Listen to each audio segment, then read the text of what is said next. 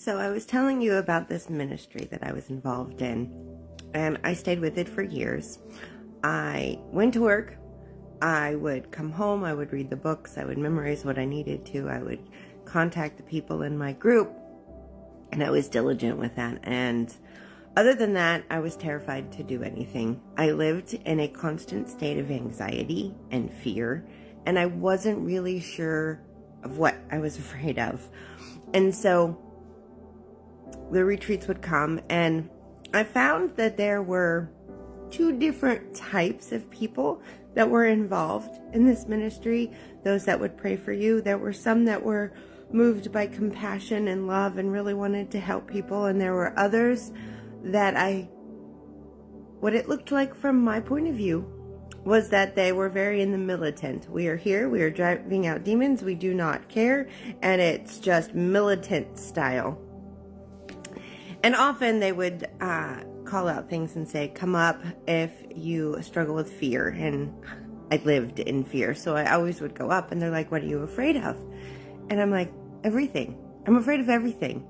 Men, rejection, like abandonment. Like, I am afraid of spiders. I am afraid of going out of my house. I am afraid of every single thing you can list. I am just terrified. I live in this state of terror.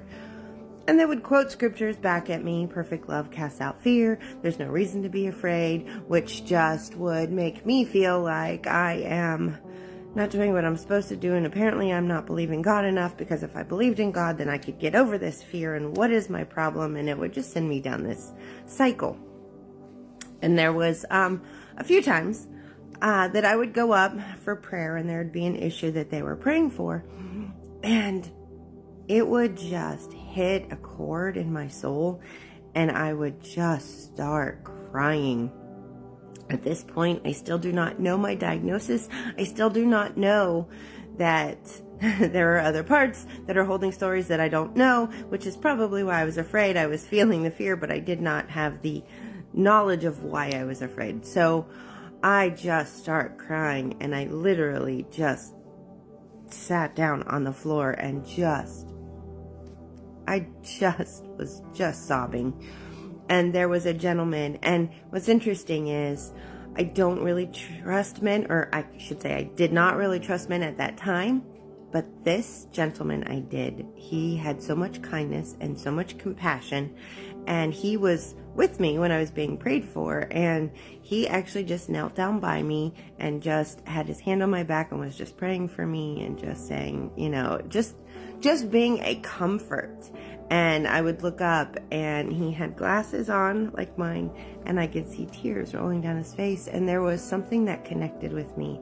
Someone saw my pain. Someone understood this was emotional. And there was a healing moment until the next second comes along. Some other man comes by, pulls him away from me, and I can hear, I'm still crying, and I can hear him, and he's like, you are walking in the flesh. You're being emotional. You're being pulled away off this case. And they made him go away. The one man I trusted, they sent him away, and this militant military guy walks over to me and goes, starts commanding demons out of me. Well, there weren't demons. I did not know this, but there weren't demons. But what it did was caused the little ones inside of me just to crumble, and I got on the floor in a tiny little ball trying to get away from this man that I did not trust, that I did not like, his militant, angry, voice. And of course, with me trying to get away like that, I'm assuming he thought it was a demon. And so he brought over a few more people, and I ended up laying on the floor having like someone holding down each of my legs and each of my hands. And I'm like, yeah, this is helpful. And they were just praying for me and to be delivered of. And I remember him asking, what do you hear in your head? And I told him, I want out of here. Like, that's what I heard in my head. I want out of here. Now, I know today that was a part that was going, get us the heck out of here. This is ridiculous. But I did not know there were parts, and I did not understand. And when I told them I want out of here, they're like, of course you do, demon. And they would pray longer. And they would pray harder. And it was a very long prayer time. And it was like, strengthen your will, Steph. Your will is not strong enough. Come on, you can do this. And I thought I was doing the right thing. And I tried. I tried to say and do everything they wanted me to do. And this pain and this scared and this, I just want to get out of here, never went away. Like, it was a very long time. And then perceptions, everything's about perceptions. They're like, well, you're going to need to strengthen your will because it won't leave right now, thinking it was a demon. So we're going to send you home, give you more homework. You're going to need to strengthen your will because you're going to want it to have to leave. And I'm like, I want it to leave. And they're like, no, it's, we've been praying for you for a while.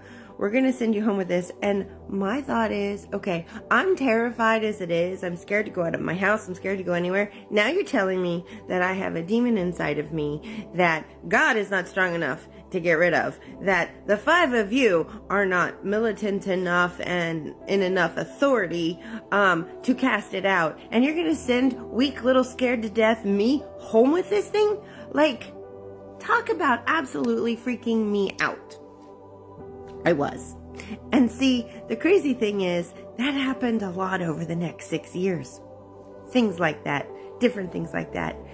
And I was wrestling with it. Isn't God strong enough? Doesn't He care about me? I am trying. I'm doing everything I can. I am doing everything the leaders tell me to do. I am memorizing stuff. And I could not believe that perfect love cast out fear because I didn't know what love was. Well, God loves you perfectly. Yeah, really? Does He? He's torturing me in pain. I mean, I am taking everything that's happened and trying to process it through my brain that I did not understand was mixed up and trying to just be the best possible person I could possibly be. I figured I was just too unlovable for God to love. And then I had another dream. And in this dream, I was sitting in a house in a recliner chair. And when I got up out of it, there was a demon sitting in that chair. And he was laughing at me and taunting me. Because he was in the chair that I was in. And I walked away from it. And I just remember feeling horrible. And I called another friend that wasn't part of this ministry. And I told her the dream. It's a little old lady. I loved her to pieces. And she goes, honey, look at the dream. You walked away from that chair. You walked away from it. That's the perspective. You have the power. It has none over you. And it was just the perspective of that dream that switched my perspective and made me think, oh, okay, maybe I'm not as powerless. Maybe God is stronger. And there is more to this story, and I will tell you more later. Thanks for listening.